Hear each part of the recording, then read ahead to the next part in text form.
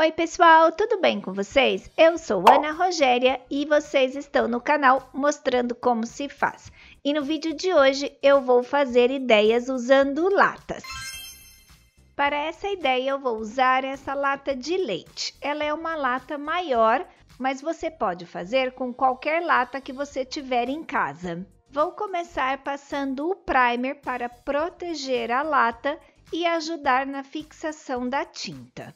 Passei o primer em volta de toda a lata e também na parte de baixo e na parte de cima. E vou passar apenas uma mão do primer. E agora eu vou pintar com a tinta branca PVA. Passei uma mão de tinta, deixei secar e agora vou passar outra mão de tinta. E aqui eu pintei apenas nas laterais da lata. Na parte superior e na de baixo eu não pintei porque depois eu vou pintar com uma tinta escura. E vou fazer uma decopagem usando esse papel de decopagem que eu já usei aqui no canal, fiz uma live com esse papel e já usei aqui uns pedaços. E agora então eu vou recortar mais uns pedacinhos para fazer a decopagem nessa lata. E fui recortando, fazendo recortes aqui dessas flores.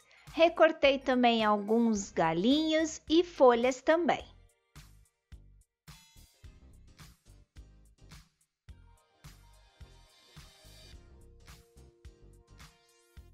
E agora vou fazer a decopagem na lata. Para fazer essa decopagem eu vou usar a cola em gel. Eu uso essa aqui da Acrylex. Posiciono a flor aonde eu quero que ela fique, passo cola na lata e depois eu aplico o papel. E aí sim eu passo a cola por cima do papel. Se você for usar um guardanapo para fazer esse tipo de decopagem, como o guardanapo é mais fininho, ela vai ficar bem coladinha. Nesse tipo de papel, o ideal é você passar a cola por baixo e depois vem com o pincel com a cola e passa por cima do papel também.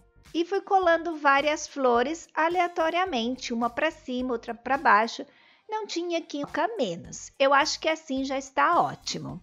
E agora eu vou usar esse stencil que chama Flores da Acrylex e vou usar apenas essa parte aqui que tem essas folhas. E vou pintar com uma tinta acrílica fosca na cor verde oliva.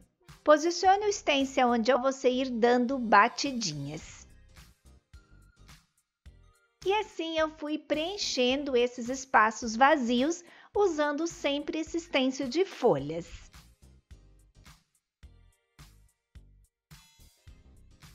E eu resolvi e vou fazer a mesma coisa, vou dando batidinhas com o pincel com tinta, você for dar as batidinhas em cima do stencil. E agora com a tinta acrílica e também vou pintar a borda inferior.